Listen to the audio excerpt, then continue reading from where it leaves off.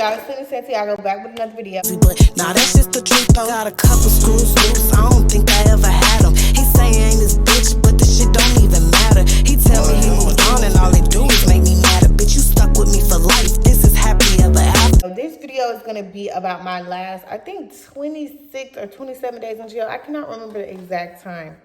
I'm going to do a jail series. I'm going to talk about jail more, but like this is somebody requested this video specifically.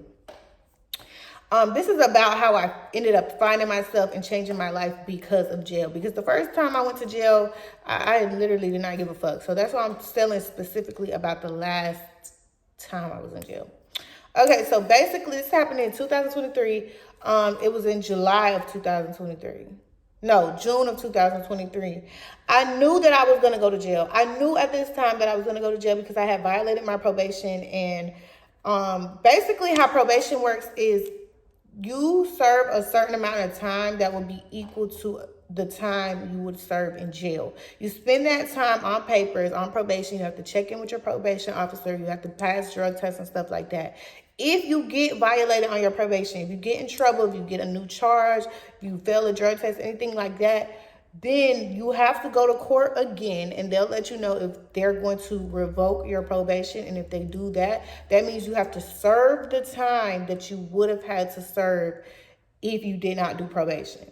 So I had 18 months of probation, and they don't subtract none of the time you do on probation at all. I had 18 months of probation. And I think the time it was equal to in jail was like 30 days or 45 days. It was 45 days in jail, but I had some time served, which was like maybe like 15 days or some shit like that. So 16 days maybe, whatever. I had time served. So when they sentenced me to go back to jail to take back my probation, I think I had like 27 days or something like that. I don't remember the exact numbers, but y'all get what I'm trying to say. So I had already knew before I even went to court. Like I kind of knew how the people were talking that I was going to end up going to jail. So I really wasn't tripping, but I wasn't prepared to go to jail either. Like it wasn't something that I wanted to do. Like I really was dreading it. I kind of was going to skip court and everything because I'm like, I don't want to go to jail. Like I had already been in jail. I had been in jail for 2 months that year. Like I just did not feel like going back to jail, but I'm like, I may as well get it over now. So when I went to court that day, they revoked my bond and they sent me to jail. Like immediately in the courtroom, they chained me up, put cuffs on me or whatever, and they took me into the back room, and they put me in a cell, and then they held me in that cell for like a couple hours, and then they took me down to the jail.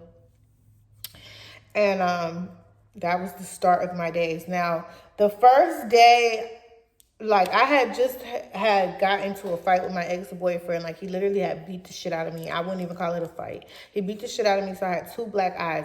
The first day I had makeup on. Like the makeup was covering my eyes. And I spent that whole day in a holding cell just kind of depressed because I'm like, damn, I just got my ass beat. My face is fucked up. I'm in jail, and I got to be in jail for the next month. The next day when I washed my face, that's when my shit was off. Like my makeup was off and stuff. And so the girl in the cell, we were still in a holding cell. She had asked me about my black eyes. She was like, girl, like what happened to your face? And I was like, girl, my nigga. And she was like, yeah, man, that shit happens to me all the time. Like, I don't remember exactly what she said, but she said it like in such a light way. She said it like as if like me being abused, like me having 2 black eyes was not a big deal. And it made me like, damn, like, I don't think I belong here, but also it made me think like, damn, like, I don't want to get to the place where like this type of shit is normalized. Like, I don't want this to be normal to me. And I kind of was already at a place where it was normal to me. So I'm like, damn, like, maybe I need to like work on myself.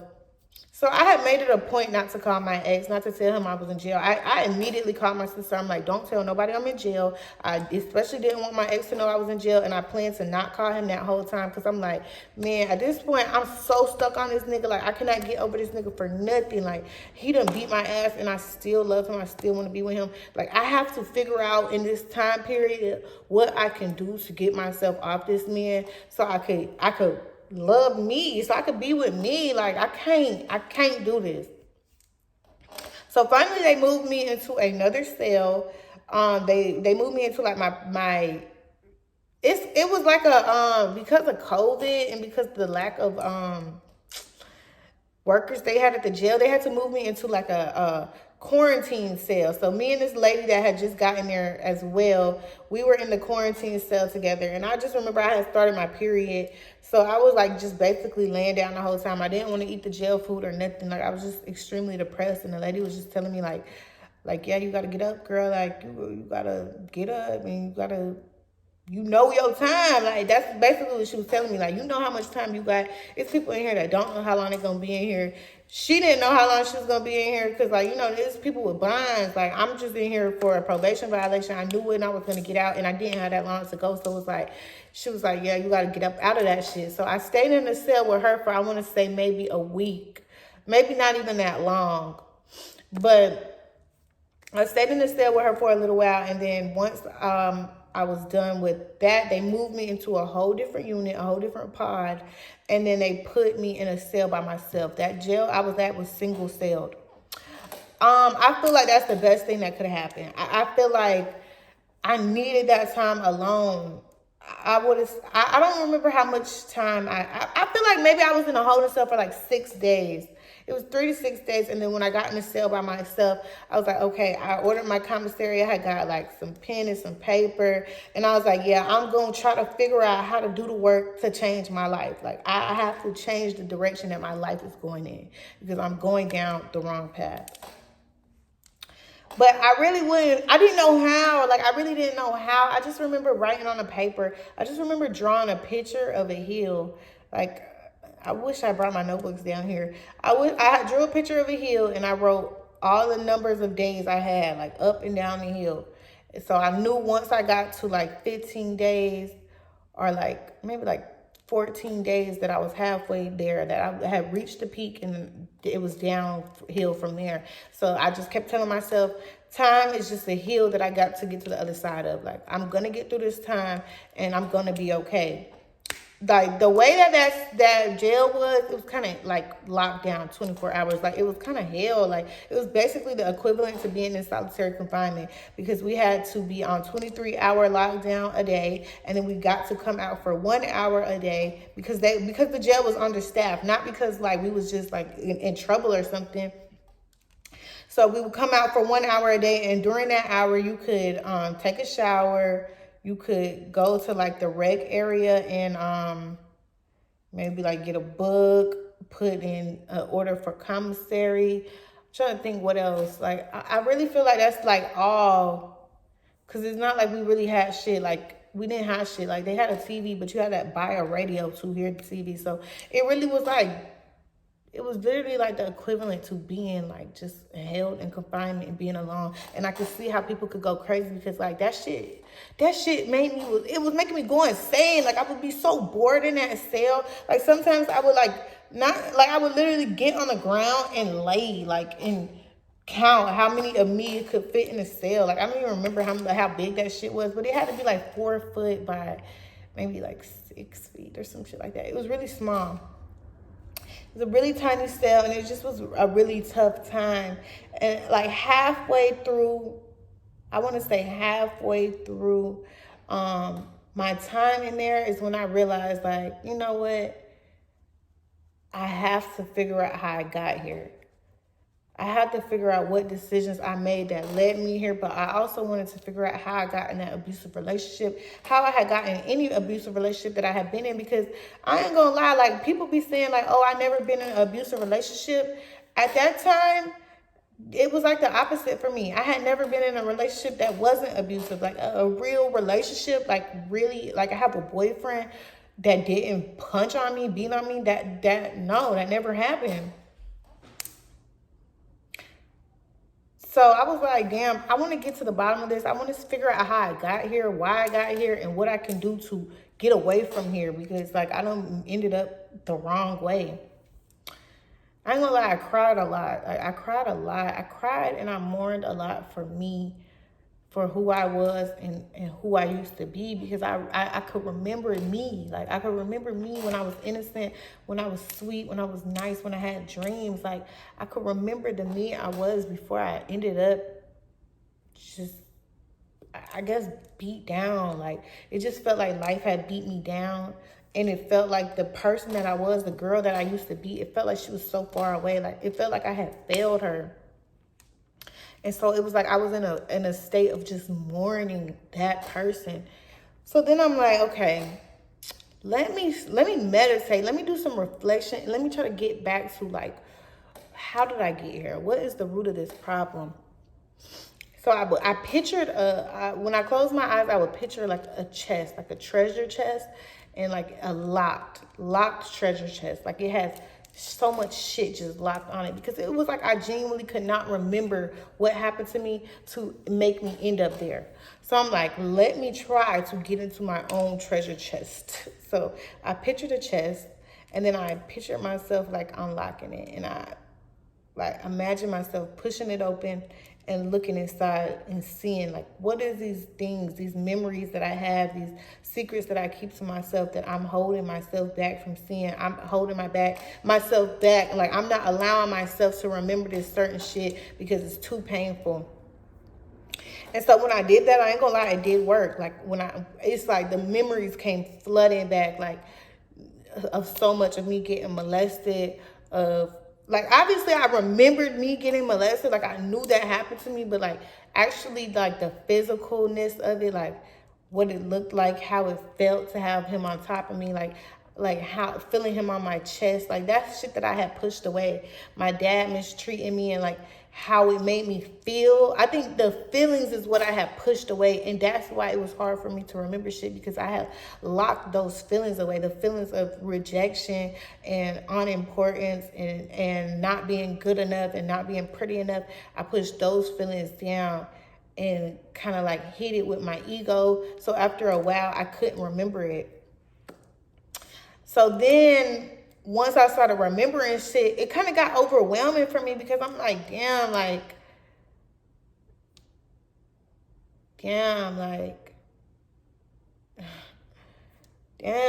who was there? Who can cry for me? Like, it's like I just had too many tears to cry for myself. Like, and I never looked at myself as no victim. I never put myself in no victim mindset, like, ever in life. Like, if you ask anybody that knows me, they'll say this shit. I will say I'm not a victim of nothing. Like, I don't feel like a victim. I don't feel weak, because at the time, to me, being a victim was being weak. But then I kind of realized I wasn't weak. I was a child, and I was a victim. Like, I did go through shit that I wasn't supposed to go through. I was not supposed to be molested. I was a victim. I was not supposed to be taken advantage of sexually by boys at my school. I was a victim. I was not supposed to be abused by my father. I was a victim. Like, it does not make me weak to acknowledge that. Like, that's what it was. So then, as far as when it came to my relationship with my ex, I really was thinking, like, let me write down exactly what he made me feel. Let me write down what he made me feel that made me feel like I couldn't leave him alone. Because the reasons I couldn't leave him alone, it wasn't because I loved him so much. It wasn't because I wanted to be with him so bad. He was so great of a person. He was such a good nigga. He was so romantic. And he took care of me. And he provided for me. And he protected me. It was none of those reasons. Every reason that I wanted to stay with him is because he made me feel something negative about myself. So I needed to keep fucking with him, because I wanted to erase that. I wanted to build my ego back up with the same person that was breaking it down. That's the only reasons. So I'm like, let me write down the reasons that I'm staying, the things that he's making me feel, so I can kind of go back and see where I first felt this at. So I have the notebook somewhere. I can find it eventually. Like, if y'all want me to, y'all can let me know in the comments. But I remember specifically writing down rejected. That's really the only thing I can really, really remember for sure that I wrote down. But I would say, like, maybe like unappreciated, not good enough, ugly, annoying. I don't remember everything, but I just basically wrote down everything he made me feel about myself that made me grasp for him, that made me hold on to him so bad because I wanted him to fix it. Like, I wanted to prove, like, no, I'm not those things that you make me feel. Like, and then, so then I meditated on that because I'm like, let's see, like, where did this first start? And of course, it started with my dad. Like, it's like I literally could think back to like every moment, like from the moments of me being a child, like 6 and 7 and 8, like I could think back to, this is when he made me feel like I wasn't good enough the first time. This is when he made me feel like he didn't care about me the first time. This is when he made me feel like I had to fight for his love. This is when he made me feel like I would never be worthy enough for his love. And for so long, I didn't want to think about those things because I ain't gonna lie, it's kind of hard to accept that you weren't good enough for your own parent. It's hard to accept that your parent didn't love you. And like people are gonna like hear this and be like, no, he did love you. Like, no, my dad didn't love me. But he also didn't love himself. Like that's the thing that makes it like, okay, kind of bearable, but it's still an unbearable feeling. Like that's something that I don't think you can ever actually completely heal from because it is just such a tough thing to understand. Like there's always a little girl in me, there's always a little baby girl in me that don't understand why her dad couldn't love her. There's always going to be that little girl in me that don't understand why she wasn't good enough. Like because my dad didn't just, it wasn't like he was just abusive to everyone. It wasn't like he was just mean to everyone. Like he had his favorites. Like he literally told my cousin like he loved her more than he loved me. And so it was like he was capable of showing affection and love to people. It just wasn't me. And it made me question my worth. And it permanently made me question my worth. Because that happened when I was, 8, 9 years old. And I'm still, at the time I was 26 years old, still displaying the same hurt, still looking for the same kind of people as my dad to try to heal something within myself that my dad broke. And then it kind of clicked to me like, what I'm doing is trying to fix something that I didn't break, but the way that I'm fixing it is not it's actually making it worse. I'm looking for people that's similar to my dad, that treat me similar to my dad, that make me feel similar things that my dad made me feel, to try to prove my worth to them, to try to make myself feel better with them, because then maybe in a way it'll make me feel better about my dad. If I can prove myself to people that are like my dad, then I could prove myself to my dad, or subconsciously I will feel like, okay, well, I was enough because I was enough for these people who are just like my dad. And then I realized, it finally clicked to me, everything that I've been doing after the shit that I felt, everything that I did from teen up until then was coping mechanisms that I learned. Me being mad, talking shit to people, trying to fight people, trying to yell and scream and do the most, being upset all the time, like fighting my depression and shit like that. Like it was coping mechanisms that I learned in my house with my dad, because I knew like crying wasn't an option. I knew that talking things out wasn't an option. I knew communicating effectively wasn't an option. What got me attention when I was growing up? Yelling, screaming, throwing a temper tantrum, saying, fuck you, I hate you, I don't fuck with you. So that's what I was carrying into all my relationships. It wasn't like one nigga hurt me. It was the ultimate man, like, he hurt me from the beginning, and I learned coping mechanisms as a child that I continue to do throughout my adulthood. And then I realized, like, oh my God, this is not helping me. This is not serving me at all. So I broke down, and you know what? I went back to my inner child. I did inner child healing, and I was like, you know what? Let me talk to the baby in me. Let me talk to the teen in me. Let me talk to the little girl in me. Let me talk to the young adult me. Let me talk to 21, 22. I need to talk to all of me, because you know what? We did the best we could. And I will not punish myself for doing the best I could. I will not punish myself for lashing out in anger, because that's what I learned how to do. That's how I learned how to keep myself safe. Oh my God, I'm tearing up just thinking about this. But I cannot fault my little teenage self for turning into an angry, hateful person that lashes out and fights for herself because she didn't have anybody fighting for herself. And that's what she learned to keep herself safe. So I'm not going to hold that against her. I'm not going to hold my bad decisions against myself, because everything that I did was something I learned to protect myself and keep myself safe. And it didn't keep me safe. It didn't. But when I learned it, I was a kid. I was 14 years old, 13 years old, 12 years old. I didn't know how to keep myself safe. All I knew what made me feel best at the time. Yelling and screaming made me feel heard at the time.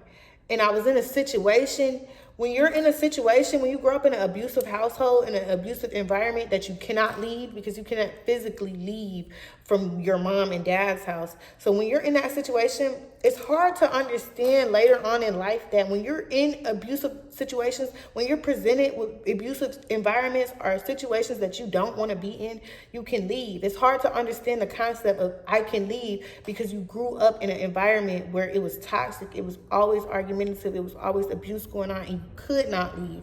So it's like you don't understand that you have the power to walk away from situations that don't serve you, that don't feel good, or don't make you feel enough. You don't have to keep going back to feeling the same things that you always felt.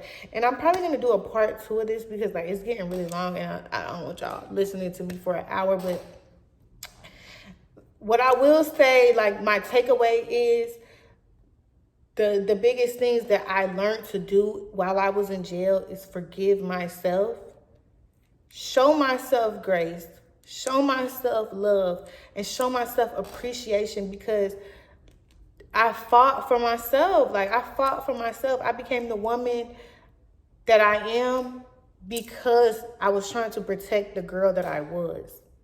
And I'm proud of myself for doing that. And after I forgave myself, and after I took time to acknowledge that part of myself, like you weren't wrong, you weren't bad, like all the things people told you were, like all the shit names people called you was fucked up and selfish and mean and all that other stuff, that wasn't true. It was never true. It was never true.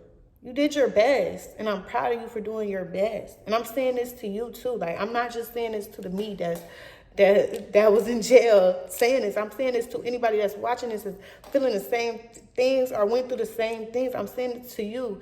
You grew up and you learned what you had to learn to protect yourself, and you did your best. You was a child. You can't expect yourself to know how to protect yourself effectively. You protected yourself the best way you knew how, and that's not a crime. And I'm proud of you for protecting yourself this far.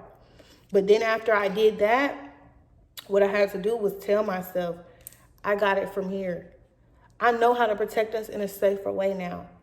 We don't have to stay in environments that we don't want to. Because this whole time, I ain't gonna lie, the whole time that I was looking for other people, looking for relationships and stuff like that, I was looking for somebody I could trust. I felt like I can't trust nobody. I feel like I need somebody to protect me. I needed somebody to love me. I needed somebody that was gonna make sure I was safe, make sure I felt good. It never dawned on me that was me, that was what I was going to do for myself. That's what I could do for myself, and that's what I should do for myself. It didn't click to me. Like all that time, I'm like, my dad failed me in these ways. My dad didn't love me. He didn't protect me. He didn't make me feel safe. He didn't make me feel heard. Like I'm looking for somebody to replace what my dad didn't give me, not realizing that now I'm an adult and I can give that stuff to myself. I don't need him to protect me. I don't need him to love me. I can love myself. I can protect myself. I don't have to look for that externally. That's all inside of me. So that's what I told myself. I made a promise to myself. I made a promise to 6-year-old me that was the crybaby. I made a promise to 14-year-old me that was angry and that was causing havoc everywhere. I made a promise to 16-year-old me that was giving my body away and fucking everybody. I made a promise to all those versions of me. I got us from here. I'm no longer going to put us in situations that make us feel unsafe. I'm no longer going to keep us around people that make us feel bad, that make our bodies feel scared and paranoid and hurt. I'm not going to, I know how to protect us now. I'm an adult. I know how to protect myself properly, and I'm going to do it. And I'm sorry that all these years I didn't protect us in a way that we should have been protected. I'm sorry that I failed myself. But I'm not going to fail myself no more. And even if I do, show me grace. Because the only person that matters to me is me. the only person that matters about how I feel is me. Because I'm in control of it. The only person that can make me feel safe and make me feel whole and make me feel protected and loved is me. And that's what I learned in that time. And I've been utilizing the skills that I learned ever since. The way I protect myself is different now. We don't have to be scared. We don't have to be in environments. I'm saying we, but I'm really saying me. Like, I protect myself differently. I protect myself the way I wish somebody would have protected me as a child. But I'm not a child no more. I'm grown enough to protect myself. So, I don't know if I really told anything. I hope, but I don't know. I'm gonna watch this back. I hope this is just a part one of something. I hope I can dive into this and really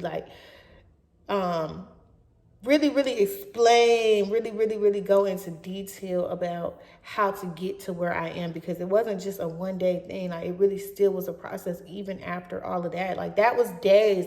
Them talks with myself, those conversations with myself, those realizations, it didn't happen in a day. It happened in all the days leading up to me leaving jail. And then when I got out of jail, I actually had to implement it in my life. I really had to cut people off. I really had to move around from people. I really had to be done with people. And that was hard work. It wasn't easy. It's still work. Every day it's still work. Every day I still have to choose myself. Every day I still have to protect myself. But I'm trying my best to keep the promise I made to myself. So anyways, I will be back with another video. Don't worry. Always walk like you're the baddest bitch in the room. I hope this helped, and I love you all.